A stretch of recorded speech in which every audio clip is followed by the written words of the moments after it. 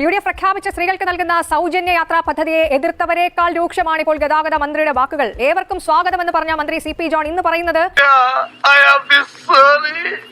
ഞാൻ പറയാണ്, കാശില്ലാത്ത ആളുകളൊക്കെ ഉന്തിത്തള്ളി പ്രിയദർശിനി ബസ്സിൽ കയറുന്നു. കാശില്ലാത്ത ഇതേ ആളുകൾ തന്നെ സർക്കാരിന്റെ ആശുപത്രി പോകുന്നു. എന്നിട്ട് സ്വന്തം സഹോദരനെയും അച്ഛനെയും പിടിച്ചിട്ട് ആശുപത്രിയുടെ തറയിൽ കിടത്തുന്നു. കാശ് കുറഞ്ഞ ട്രാൻസ്പോർട്ടിൽ തള്ളി കയറുന്നു. എന്നാൽ തൊട്ടപ്പുറത്ത് കുട്ടിയെ ചേർക്കുന്നത് ഫീസ് കൊടുക്കുന്ന സ്കൂളിലാണ്. അസുഖം വന്നാൽ പ്രൈവറ്റ് ആശുപത്രി പോകാൻ പേടിയാണ്. എന്നാലും ഇവൻ ഇങ്ങനൊരു കടുങ്കൈ ചെയ്യുന്ന ഞാൻ വിചാരിച്ചില്ല. കാരണം അവിടെ കൊടുക്കാൻ പൈസയില്ല. പക്ഷേ പ്രിയദർശിനി വന്നപ്പോൾ നിങ്ങളുടെ ബസ് വിട്ട് മറ്റു പ്രിയദർശിനി കാത്തു നിന്ന് തിക്കി തിരക്കി ആളുകൾ പോകുന്നതിന്റെ കാരണം നിന്റെ നാക്കിന് എല്ലില്ല എന്ന് എനിക്ക് ബോധ്യമായിട്ടുണ്ട്. പ്രസംഗം വേണ്ട. നിങ്ങളോടുള്ള വിരോധം കൊണ്ടോ എന്നോടുള്ള സ്നേഹം കൊണ്ടോ അല്ല, മറിച്ച് നമ്മുടെ നാട്ടിലെ കുടുംബിനികൾക്ക് കയ്യിൽ കാശില്ലാത്തത് കൊണ്ടാണ് എന്ന യാഥാർത്ഥ്യമാണ് ഞങ്ങൾ പഠിക്കുന്നത്. ഇവൻ പറയുന്നത് വിശ്വസിക്കരുത്. ഇവൻ ഭക്ഷണം കഴിക്കാനും കള്ളം പറയാനും മാത്രമാണ് വാ തുറക്കുന്നത്. വിവാദമായ ഉടൻ തിരുത്താനും മന്ത്രി തയ്യാറായില്ല. പറഞ്ഞതിൽ തെറ്റില്ല എന്ന് പറഞ്ഞ് ന്യായീകരിച്ചു. പിന്നീട് വിവാദം കത്തിപ്പടർന്നപ്പോഴാണ് വാക്കുകളിൽ ശ്രദ്ധിക്കണമായിരുന്നു എന്ന തോന്നൽ മന്ത്രിക്ക് വന്നു. ഞാൻ അങ്ങനെയൊന്നും ചെയ്യാൻ പാടില്ലായിരുന്നു. പൊതുജനാരോഗ്യം, പൊതുഗതാഗതം, പൊതുവിദ്യാഭ്യാസം ഇത് മെച്ചപ്പെടുത്തുന്നതിലേക്ക് കേരളം ഉണരണം എന്ന് ഞാൻ വീണ്ടും സ്റ്റേറ്റ് ചെയ്യുന്നു. അതിന് വിവാദമാക്കേണ്ടവർക്കാകാം യാതൊരു പരാതിയും. എന്തോന്നാടോ ഇത്? എവിടെ നിന്ന് കിട്ടിയോടോ ഈ ഉണ്ടാക്കണേ? തള്ളിക്കളന്നുള്ള വാക്കിന് വേണ്ടി ഉപയോഗിക്കാതിരിക്കാം. അല്ല, ഞാനിതിൽ പഠിച്ചൊരു കാര്യം, എല്ലാ ദിവസവും ലേണിംഗ് ഡേ ആണല്ലോ. പ്രസംഗിക്കുമ്പോൾ വളരെ ശ്രദ്ധിക്കണം. എന്നെ നിങ്ങൾക്ക് അറിഞ്ഞൂടെ? എന്നിട്ട് തെറ്റിനെ ന്യായീകരിക്കുകയാണ് അദ്ദേഹം. അപ്പോൾ തൻ്റെ തെറ്റെന്താണെന്ന് മനസ്സിലാക്കുന്നില്ല. ഇനി നമ്മുടെ മുഖ്യമന്ത്രി VD സതീശൻ പറഞ്ഞ വാക്കുകൾ ഒന്ന് കേൾക്കാം. ഈ പദ്ധതി ഈ സംസ്ഥാനത്തെ സർക്കാരിന് കേരളത്തിലെ സ്ത്രീകളോടുള്ള ആദരവായി നിങ്ങൾ കാണും. നല്ല ആദരവാണ് ജനങ്ങൾക്ക് മന്ത്രി കൊടുക്കുന്നത്. മുഖ്യമന്ത്രി അന്ന് പറഞ്ഞ മറ്റൊരു പോയിന്റ് കൂടി കേൾക്കാം. സ്ത്രീകളെ ബഹുമാനിക്കാൻ ഒരു സമൂഹം പഠിക്കണമെന്നുള്ളൊരു സന്ദേശം കൂടിയാണ്. ആദരവോടുകൂടി ബഹുമാനത്തോടു കൂടി നമ്മുടെ അമ്മമാരെ, സഹോദരിമാരെ അവരെ കാണണം. ഇത് കാണേണ്ടത് ഗതാഗത മന്ത്രി CP ജോണാണ്. മാസം 55 കോടിയായിരുന്നു കണക്കൂട്ടി വെച്ചത്. പക്ഷേ ഇപ്പോൾ കയ്യിൽ നിന്ന് പോകുന്നത് 90 കോടിയിൽ അധികമാണ്. അതുകൊണ്ട് തന്നെയാണ് ജനങ്ങളുടെ നെഞ്ചത്ത് കയറുന്നത്. വിഷയം ഉണ്ടായിട്ടും ഇത്രയധികം ചർച്ച നടന്നിട്ടും ഇത്രയധികം പ്രതിഷേധങ്ങൾ സ്ത്രീകൾക്ക് ഉള്ളിൽ നിന്ന് തന്നെ ഉണ്ടായിട്ടും കോൺഗ്രസ് പാർട്ടിക്ക് ഇത് മനസ്സിലാവാത്തതാണ് എനിക്ക് മനസ്സിലാവുന്നത്. നിങ്ങളും ഈ മന്ത്രിയെ ആയിരിക്കാൻ വേണ്ടി തന്നെ ഇറങ്ങിക്കോണം. ഇതിനെതിരെ BJPയും CPMും നന്നായി തന്നെ കൊടുക്കുന്നുണ്ട്. ഇനി CPMന്റെ ജയിക്ക് പറയുന്നത് നമുക്കൊന്ന് കേൾക്കാം. കേരളത്തിൽ, അതായത് എന്റെയും അവതാരകന്റെയും കോൺഗ്രസ് പ്രതിനിധികളുടെയും നമ്മുടെ എല്ലാവരുടെയും നികുതി പണം കൊണ്ടാണ് സർക്കാരുകൾ പ്രവർത്തിക്കുന്നത്. നമ്മളുടെ നികുതി പണം കൊണ്ട് പ്രവർത്തിക്കുന്ന സർക്കാർ ഒരു പുതിയ അവകാശം പരിമിതികളോടുകൂടെ നടപ്പിലാക്കാൻ ശ്രമിക്കുന്നു, ഇല്ലേ? ജയിക്ക് ആദ്യമായിട്ടാണ് ഇത്രയും നന്നായിട്ട് സംസാരിക്കുന്നത് കേൾക്കുന്നത്. ഇത് നിങ്ങളുടെ ഓഫറാണ്. നിങ്ങൾ UDF സർക്കാർ, കോൺഗ്രസ് നേതൃത്വം കൊടുക്കുന്ന UDF സർക്കാർ നേതൃത്വത്തിൽ അധികാരത്തിൽ സർക്കാർ വന്നാൽ ഇത് കൊടുക്കുമെന്ന് സ്ത്രീകളോട് പറഞ്ഞിട്ട് വോട്ട് മേടിച്ചതാണ്. ആ വോട്ട് ചെയ്ത നിങ്ങൾക്ക് വോട്ട് ചെയ്ത ആളുകളുടെ മുഖത്തടിക്കുന്നവരാണ് നിങ്ങളുടെ മന്ത്രി സംസാരിച്ചിട്ടുള്ളത്. BJPയുടെ ശ്യാം രാജും നന്നായി തന്നെ കൊടുക്കുന്നുണ്ട്. എന്തായാലും 2 മാസം തികയുന്നേ ഉള്ളൂ, ഇപ്പോൾ തന്നെ പ്രശ്നം തുടങ്ങി. ഇത് അവകാശമാണ് എന്നുള്ളത് നമുക്ക് എല്ലാവർക്കും ഒരേപോലെ സ്വീകാര്യമായ വാദമാണ്. അത് പ്രധാനപ്പെട്ട ഒരു കാര്യവുമാണ്. പക്ഷേ ഇദ്ദേഹത്തിന്റെ പ്രതികരണം എന്താണ്?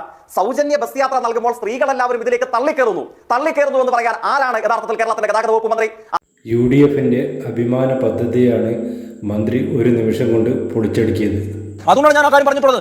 ഒരു വശത്ത് നിങ്ങൾ ഞങ്ങൾക്കെല്ലാം വോട്ട് ചെയ്യും, ഞങ്ങൾ നിങ്ങൾക്ക് തരാമെന്ന് പറഞ്ഞൊരു ഓഫർ അല്ലെങ്കിൽ ഒരു വാഗ്ദാനം കൊടുക്കുകയും മറുവശത്ത് അധികാരത്തിൽ വന്നപ്പോൾ ജനങ്ങളുടെ മുഖത്തടിക്കുന്ന സമീപനമാണ് നിങ്ങൾ സർക്കാർ കാണിച്ചിട്ടുള്ളത്. എന്നിട്ട് നേരം ഇത്രയുമായിട്ട് സർക്കാരിന്റെ ആരെങ്കിലും ഇതിനെ എതിർത്ത് പറയാൻ വേണ്ടി സാധിച്ചോ? BJPയുടെ ശ്യാം രാജ് പറഞ്ഞത് 100% ശരിയാണ്. ഇത്രയും സമയമായിട്ട് ശരിക്കും കോൺഗ്രസ് തിരുത്തേണ്ടതായിരുന്നു. അദ്ദേഹത്തിന്റെ ഏതെങ്കിലും വ്യക്തിപരമായ കുടുംബസ്വത്തിൽ നിന്ന് ഒരു വിഹിതം എടുത്തിട്ടല്ലോ കേരളത്തിൽ യാത്രാ സൗജന്യം ഈ ഗവൺമെന്റ് നടപ്പിലാക്കിയിട്ടുള്ളത്. അത് പറയാൻ അദ്ദേഹത്തിന് എന്താ അവകാശം? ആ അവകാശത്തെ അതിന്റെ തുടർച്ചയിൽ പിന്നീട് പറയുന്നത് എന്താണ്? ഇവർ സ്വകാര്യ സ്കൂളിൽ ചേർക്കുന്നു. എന്റെയോ അവതാരകന്റെയോ ഈ ചർച്ചയിൽ പങ്കെടുക്കുന്ന പാനലിസ്റ്റിന്റെയോ മകനോ മകളോ ആരുമാവട്ടെ, അവർ ഏത് സ്കൂളിൽ പഠിപ്പിക്കണമെന്ന് തീരുമാനിക്കാൻ കേരളത്തിന്റെ ഗതാഗത വകുപ്പ് മന്ത്രിക്ക് എന്താ അവകാശം? ജയിക്കിന്റെ വാക്കുകൾ ശരിക്കും കത്തിക്കയറുകയാണ്. രോമാഞ്ചം ഉണ്ടാക്കുന്ന വാക്കുകൾ. മുഖ്യമന്ത്രിക്ക് തിരുത്താൻ വേണ്ടി സാധിച്ചു. മുഖ്യമന്ത്രിയുടെ സ്റ്റേറ്റ്മെന്റ് എന്തായിരുന്നു? മുഖ്യമന്ത്രി ഉദ്ഘാടന സമയത്ത് കൃത്യമായിട്ട് പറഞ്ഞത് ഔദാര്യമല്ല അവകാശമാണെന്നാണ്. ഇന്ന് CP ജോൺ മന്ത്രി പറഞ്ഞത് ഇത് അവകാശമല്ല ഔദാര്യമാണെന്നാണ്. എന്നിട്ട് മുഖ്യമന്ത്രി തിരുത്തിയോ? മുഖ്യമന്ത്രിക്ക് തിരുത്താനുള്ള ഒരു നല്ലൊരു അവസരം ഉണ്ടായിരുന്നു, പക്ഷേ അത് ഉപയോഗിച്ചില്ല. നമ്മുടെ വികൽപ്പ് കൊണ്ട് നമ്മൾ ഉണ്ടാക്കുന്ന പണം ഉപയോഗിച്ച് നമ്മുടെ കുഞ്ഞുങ്ങളെ എവിടെ പഠിപ്പിക്കണമെന്ന് നമ്മളെ തീരുമാനിക്കേണ്ടത്. ഇത് ഫാസിസ്റ്റ് സ്റ്റേറ്റ് ഒന്നുമല്ലോ. ഗതാഗത വകുപ്പ് മന്ത്രിക്ക് ഇഷ്ടപ്പെട്ട സ്കൂളിൽ നമ്മളെല്ലാവരും മക്കളെ കൊണ്ട് ചേർക്കണമെന്ന് പറയാം. പിന്നെ ആശുപത്രി വരാന്തയിൽ പോയി കിടക്കുന്നു പോലും. ഏത് ആശുപത്രിയുടെ വരാന്തയിൽ പോയി നിൽക്കണം, കിടക്കണം, ഇരിക്കണമെന്ന് തീരുമാനിക്കുന്ന ഇദ്ദേഹമാണ്. ജനങ്ങളുടെ അവകാശത്തെ ചോദ്യം ചെയ്യാൻ ഒരു മന്ത്രിയും ഇന്ന് വരെ വളർന്നിട്ടില്ല. മന്ത്രി എന്താ ഇത്? മന്ത്രി വൈകുന്നേരം വന്ന് ന്യായീകരിക്കും. അദ്ദേഹം പറഞ്ഞാൽ ഇനി ഇത്തരം കാര്യങ്ങളൊക്കെ പറയുമ്പോഴത്തേക്ക് പബ്ലിക്കായിട്ട് പറയാൻ പറ്റുള്ളൂ. അതായത് ഇങ്ങനെ അദ്ദേഹത്തിന്റെ മനസ്സിൽ തന്നെയാണ്. ഈ മന്ത്രിയുടെ മനസ്സിൽ ഇപ്പോഴും ഉള്ളത് സാധാരണക്കാരായിട്ട് സ്ത്രീകൾ ഉന്തിത്തള്ളി തന്നെ ബസ്സിൽ കയറുന്നതാണ്. പ്രശ്നം എന്താണ്? ഇത്തരം കാര്യങ്ങൾ പറയാൻ വേണ്ടിയിട്ട് പാടില്ല, അത് ശ്രദ്ധിക്കണം. ഇവിടെ കോൺഗ്രസ് അധികാരത്തിൽ വരുന്നതിന് മുമ്പ് സ്ത്രീകൾ ആരും ബസ്സിൽ പോയിട്ടില്ലേ? അതുപോലെയാണ് അദ്ദേഹത്തിന്റെ സംസാരം. തലയിൽ വെളിച്ചം ചൂടിയ ഏത് മനുഷ്യനും, ഏത് സാധാരണക്കാരനായ മനുഷ്യനും പറഞ്ഞത് പരമവൃത്തികേടാണെന്നും ഏത് നിമിഷവും തള്ളിക്കളയേണ്ടതും പിൻവലിക്കേണ്ടതുമായ പ്രസ്താവനയാണെന്നുള്ളതും ഈ പ്രസ്താവന നടത്തുന്ന മനുഷ്യൻ ആരായാലും, അത് BJP-യോ UDF-ഓ LDF-ഓ ആരായാലും, അയാൾ ഇത്തരത്തിൽ കേരളം പോലൊരു സംസ്ഥാനത്തിന്റെ മന്ത്രി പദവിയിൽ ഇരിക്കാൻ യാതൊരു വിധത്തിലുള്ള യോഗ്യതയും ഇല്ലാത്ത മനുഷ്യനാണ്. ഒരു മന്ത്രിയാകുമ്പോൾ വാക്കുകൾ സൂക്ഷിച്ച് ഉപയോഗിക്കുക, അല്ലെങ്കിൽ മന്ത്രിസ്ഥാനം തന്നെ തെറിച്ചു പോകും. മികച്ച സർക്കാർ സ്കൂളുകൾ ഉള്ളിടങ്ങളിൽ മാതാപിതാക്കൾ കുട്ടികളെ സർക്കാർ സ്കൂളുകൾ വിടും. ഇനി സർക്കാർ സ്കൂളുകളേക്കാൾ മികച്ച പ്രൈവറ്റ് സ്കൂളുകൾ ഉള്ള ഇടങ്ങളിൽ മാതാപിതാക്കൾ കുട്ടികളെ പ്രൈവറ്റ് സ്കൂളുകൾ വിടും. അതൊക്കെ നമ്മുടെ നാട്ടിൽ നടക്കുന്ന കാര്യങ്ങളല്ലേ? ഈ സ്വന്തം മക്കളുടെ വിദ്യാഭ്യാസത്തെ കരുതി അവരെ മികച്ച സ്കൂളിലേക്ക് മാതാപിതാക്കൾ വരുമ്പോൾ പറഞ്ഞു വിടുമ്പോൾ മന്ത്രിക്ക് പ്രശ്നം എന്താണ്? മന്ത്രിക്ക് പണമില്ലാത്തതിന്റെ ചൊറിച്ചിലാണ്. അതാണ് ജനങ്ങളുടെ നെഞ്ചത്ത് കയറുന്നത്. പൊളിറ്റീഷ്യൻ, എക്കണോമിസ്റ്റ്, ലോയർ, അത് മൂന്ന് കാര്യങ്ങൾക്കും പുറമെയായിട്ട് പറയുന്ന ഇദ്ദേഹത്തെ സംബന്ധിച്ചുള്ള ശ്രദ്ധേയമായ ഒരു ഡെഫിനേഷൻ എന്ന് പറയുന്നത് പൊളിറ്റിക്കൽ സ്ട്രാറ്റജിസ്റ്റ് എന്നുള്ളതാണ്. പൊളിറ്റിക്കൽ സ്ട്രാറ്റജിസ്റ്റ്, അങ്ങനെയാണ് ഇദ്ദേഹത്തെ വിശദീകരിക്കുന്നത്. ഏത് അടിസ്ഥാനത്തിലാണ് ഇദ്ദേഹം ഈ പ്രയോഗങ്ങൾക്ക് അർഹതയായിട്ടുള്ളത്? ഇതാണ്. വിദ്യാഭ്യാസം ഉണ്ട് എന്ന് കരുതി ഏത് മന്ത്രിക്കും വിവരം ഉണ്ടാകണം എന്നില്ല. ഇത്തരത്തിലുള്ള ജനവിരുദ്ധ സ്വന്തം മാതാപിതാക്കളും മക്കളെ സ്കൂളിലേക്ക് വിടുമ്പോൾ പോലും അതിനെതിരെ പോലും പറയുന്ന ഒരു മന്ത്രിയാണ് ഇവിടെ ആ മന്ത്രിനെ ന്യായീകരിക്കുന്ന ആലോചിക്കണം. ഇവിടെ അത് തന്നെയാണ് അടിസ്ഥാനപരമായ പ്രശ്നം. ഈ മൂന്ന് കാര്യം മന്ത്രി പറഞ്ഞില്ല, പൊതുഗതാഗതമായിക്കോട്ടെ, പൊതുവിദ്യാഭ്യാസമായിക്കോട്ടെ, പൊതുജനാരോഗ്യമായിക്കോട്ടെ, മൂന്നിലും തികഞ്ഞ ജനാധിപത്യ വിരുദ്ധതയും ജനവിരുദ്ധതയും സ്ത്രീവിരുദ്ധതയുമാണ് അദ്ദേഹം പറഞ്ഞുള്ളൂ. അദ്ദേഹം തന്നെ പറയും, വാക്കുകൾക്ക് ആയുധത്തെക്കാൾ മൂർച്ചയുണ്ടെന്ന് അദ്ദേഹത്തിന് ഇപ്പോൾ മനസ്സിലായി കാണും.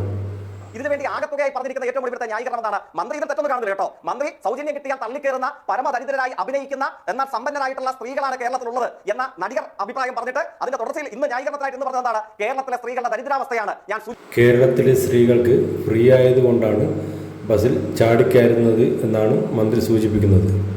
അദ്ദേഹം തന്നെ പറയുന്നത് സ്ത്രീകൾ തള്ളിക്കയറുന്നതാണ്. അദ്ദേഹം തന്നെ പറയുന്നത് സർക്കാർ സ്കൂളുകളിലേക്ക് ആളുകൾ കയറി വരുന്നില്ലെന്നാണ്. അങ്ങനെ എല്ലാ രീതിയിലും ജനങ്ങളെ അവഹേളിക്കുന്ന രീതിയിലാണ് അദ്ദേഹം സംസാരിച്ചത്. അത് കോൺഗ്രസിന് മനസ്സിലായില്ല എന്ന് പറയുന്നത് ദയനീയമെന്ന് മാത്രമേ എനിക്ക് പറയാൻ പറ്റുള്ളൂ. പക്ഷേ അതിനെങ്കിലും നിങ്ങൾ എതിർക്കുമെന്ന് നമ്മൾ ജനങ്ങൾ പ്രതീക്ഷിച്ചിരുന്നു. കോൺഗ്രസ് ശരിക്കും പെട്ടിരിക്കുകയാണ്. ഒരു നിമിഷം കൊണ്ടാണ് ജനങ്ങൾ അവർക്ക് എതിരായി തിരിഞ്ഞത്. കേരളത്തിലെ സ്ത്രീകളുടെ പെർ ക്യാപിറ്റ ഇൻകം എത്രയാണ്? കോൺഗ്രസ് പ്രതിനിധിക്ക് അതിനെ സംബന്ധിച്ച് അറിയാമോ? വലിയ ധനതത്വ ചിന്തകനായി കൂടെ പേരെടുത്തിട്ടുള്ള ഗതാഗത വകുപ്പ് മന്ത്രിക്ക് ഇതിന്റെ അടിസ്ഥാന വിവരം ഈ കാര്യത്തിലുണ്ടോ? എന്താ ഇന്ത്യൻ സാഹചര്യത്തിൽ സ്ത്രീകൾക്കുള്ള വരുമാനം, കേരളത്തിലെ സ്ത്രീകളുടെ പ്രതിദിന വരുമാനം എത്രയാണ്? ഇന്ത്യൻ സാഹചര്യത്തിൽ അത് 536 രൂപ 68 പൈസയാണ്. കേരളത്തിലെ സ്ത്രീകളുടെ പ്രതിദിന വരുമാനം എത്രയാണ്? അത് 741 രൂപ 89 പൈസയാണ്. ജയ്ക്ക് പറഞ്ഞു വരുന്നത് കേരളത്തിലെ സ്ത്രീകൾ പാവപ്പെട്ടവരല്ല, പണമുള്ളവർ തന്നെയാണ് എന്നാണ്. ഇതറിയാൻ വയ്യാത്ത ആളാണോ എക്കണോമിസ്റ്റും പൊളിറ്റിക്കൽ സ്ട്രാറ്റജിസ്റ്റും ഒക്കെ ആയിട്ട് നമ്മുടെ നാടിനെ ധനകാര്യ മേഖലയെ അടക്കം മുമ്പോട്ടേക്ക് നയിക്കാൻ ഉപദേശങ്ങൾ കൊടുക്കുന്ന ഈ മാന്യൻ? അതെ, ഇങ്ങനെ ഒരു വിധി എഴുത്തുണ്ടാകുമെന്ന് സ്വപ്നത്തിൽ പോലും വിചാരിച്ചല്ലോ. ഇത് ഇന്ത്യൻ സാഹചര്യത്തിൽ 23% അതിന്റെ ഇരട്ടിയുടെ എത്രയോ മുകളിലാണ് കേരളത്തിലെ സ്ത്രീകളുടെ തൊഴിലും അവരുടെ ധനപരമായ വളർച്ചയും. എന്നിട്ട് പറയുകയാണ് ഇവിടെ ആകെ പരമദരിദ്രരാണ് നമ്മുടെ സ്ത്രീകൾ. വാഗ്ദാനങ്ങൾ കൊടുത്തപ്പോൾ മന്ത്രി ഒട്ടും പ്രതീക്ഷിച്ചില്ല ഇത്രയും ജനങ്ങൾ KSRTC ഉപയോഗിക്കുമെന്ന്. അതുകൊണ്ട് സർക്കാർ ആശുപത്രിയുടെ വരാന്തയിൽ പോയി ഭർത്താക്കന്മാരും പുരുഷന്മാരുമായിട്ട് അവർ വരാന്തയിൽ കിടക്കുന്നു. അല്ലെങ്കിൽ അവർ സൗജന്യ ബസ് കാണുമ്പോൾ സ്വകാര്യ ബസ് ഉപേക്ഷിച്ച് ആ സൗജന്യം കൈപ്പറ്റാൻ വേണ്ടി ആരുടെയോ ഓസാനം വന്നതുപോലെ പഴയകാലം. ഇപ്പോൾ ഇങ്ങനെ പറയുകയാണെങ്കിൽ ഇനി എത്ര മാസം KSRTC വെച്ച് അദ്ദേഹം കൊണ്ടുപോകും? പരമ അധിക്ഷേപം. ഏത് മനുഷ്യനും തള്ളിക്കളയേണ്ട കാര്യം. മര്യാദ ഉണ്ടെങ്കിൽ അന്തസ്സുള്ള മനുഷ്യനാണെങ്കിൽ, കോൺഗ്രസ് UDF എന്ന് പറയുന്നില്ല, അന്തസ്സുള്ള മനുഷ്യനാണ് UDF-ന്റെ മന്ത്രിസഭയിലെ വകുപ്പ് മന്ത്രിയെങ്കിൽ മുൻകാല പ്രാബല്യത്തോടുകൂടെ ഇത് പിൻവലിച്ച ജനങ്ങളോട് ക്ഷമാപണം നടത്തുകയാണ് ചെയ്യേണ്ടത്. എന്നിട്ടാണ് രാഷ്ട്രീയ പ്രവർത്തനം നടത്തേണ്ടത്. ഗതാഗത മന്ത്രിക്ക് തെറ്റുകൾ മനസ്സിലായി. അദ്ദേഹം മാപ്പ് പറയാൻ വന്നിട്ടുണ്ട്. അടച്ചാക്ഷേപിക്കാൻ ഉദ്ദേശിച്ചിട്ടില്ല എന്നുള്ളത് വ്യക്തമാണല്ലോ. നമ്മളല്ലേ പ്രിയദർശിനി തുടങ്ങിയത്. ചില പ്രസ്താവനകൾ കണ്ടപ്പോൾ എനിക്ക് തോന്നിയത് പ്രിയദർശിനി വേറെ ആരോ തുടങ്ങിയതാണ്, നമ്മൾ നിർത്താൻ പോകുന്നതാണ്. പ്രിയദർശിനി നമ്മൾ കണ്ടിന്യൂ ചെയ്യും. പ്രിയദർശിനി നടപ്പാക്കാൻ പറ്റുകയില്ലെങ്കിൽ അവസാനിപ്പിക്കണം. ജനങ്ങളാരും ഒരു കുറ്റവും പറയുകയില്ല. ചിലർ സംശയം പ്രകടിപ്പിക്കുന്നുണ്ട്. ചില CPM നേതാക്കൾ ഞങ്ങളുടെ സ്റ്റേറ്റ്മെന്റ് കണ്ടു, ഇത് നിർത്താനുള്ള പരിപാടിയാണോ എന്നൊക്കെയുള്ള ചില സംശയങ്ങൾ വന്നിട്ടുണ്ട്. ഒരു സംശയവും ആർക്കും വേണ്ട. പ്രിയദർശിനി പൂർവാധികം ഭംഗിയായിട്ട് മുന്നോട്ട് പോകാൻ തന്നെയാണ് തീരുമാനിച്ചിട്ടുള്ളത്. പരമാവധി ആളുകളെ കുറക്കുക എന്നുള്ള ഉദ്ദേശത്തോടു കൂടി തന്നെയാണ് മന്ത്രി ഇത്തരം വാചകങ്ങൾ ഉദ്ദേശിച്ചിട്ടുള്ളത്. പിന്നെ ആ സ്ത്രീകളോട് ഒരു തരത്തിലുള്ള വിവേചനവും ഇല്ലാതെയാണല്ലോ നമ്മൾ പെരുമാറുന്നത്. എല്ലാ സ്ത്രീകൾക്കും ഒരുപോലെ, പാവപ്പെട്ടവരെന്നോ പണക്കാരെന്നോ വയസ്സുള്ള കൂടിയവരെന്നോ ഒന്നുമുള്ള വിവേചനങ്ങളില്ല. കൃത്യം എത്ര പെട്ടെന്നാണ് അദ്ദേഹം പറഞ്ഞ കാര്യങ്ങളൊക്കെ മറന്നുപോയത്. ഒരു സ്ത്രീക്കും പ്രിയദർശിനിയിൽ പോകാനുള്ള അവകാശമുണ്ട്. അത് അവരുടെ അവകാശമാണ്. അത് അവരുടെ അവകാശമാണെന്ന് ഞാൻ മാധ്യമങ്ങളെല്ലാം നോക്കി. തീർച്ചയായിട്ടും അവരുടെ അവകാശമാണ്. ആരുടെ ഔദാര്യമല്ല, എൻ്റെ ഔദാര്യമല്ല, ഗവൺമെന്റ് ഔദാര്യമല്ല. പക്ഷേ ഇതൊക്കെ മന്ത്രിക്ക് മനസ്സിലാകാൻ കുറച്ച് സമയമെടുത്തു എന്ന് മാത്രം. പിന്നെ ഞാൻ ഇന്നലെ ഒത്തിരി കാഷ്വലായിട്ടാണ് പറഞ്ഞത്. പത്രങ്ങളൊന്നും ഇല്ലാത്തൊരു ചെറിയൊരു മീറ്റിംഗ് ആയിരുന്നു, ഒരു സ്റ്റേറ്റ് സമ്മേളനം പോലൊരു മീറ്റിംഗ് ആയിരുന്നു. അവിടെ പറഞ്ഞപ്പോൾ ഞാൻ പറയേണ്ടാതിരുന്ന ചില വാക്കുകൾ ഞാൻ ഇന്നലെ തന്നെ പറഞ്ഞല്ലോ. അത് ആർക്കെങ്കിലും ചിലപ്പോൾ ബുദ്ധിമുട്ടായിട്ടുണ്ടാവും. അതിലെനിക്ക് യാതൊരു ഈഗോയും ഇല്ല. അങ്ങനെ ഞാൻ ശ്രദ്ധിക്കണമായിരുന്നു. ഇന്നലെ തന്നെ ഞാൻ പറഞ്ഞു അത് ഒരു കയ്യബദ്ധം നാറ്റിക്കരുത്, ശ്രദ്ധിക്കണമായിരുന്നു. തീർച്ചയായിട്ടും ഞാൻ ശ്രദ്ധിക്കണമായിരുന്നു. അപ്പോൾ അതുകൊണ്ട് അതിപ്പോൾ അങ്ങനെ ഒരു വിമർശനം വന്നതിലോ അല്ലെങ്കിൽ പ്രതിഷേധം വന്നതിലോ ഒന്നും ഒരു ഈഗോ, എന്താ പറയുക, അങ്ങനത്തെ ഒരു ഈഗോ എനിക്കില്ല. ഒരു മാപ്പ് പറഞ്ഞില്ലെങ്കിൽ ജനങ്ങൾ ഇളകും.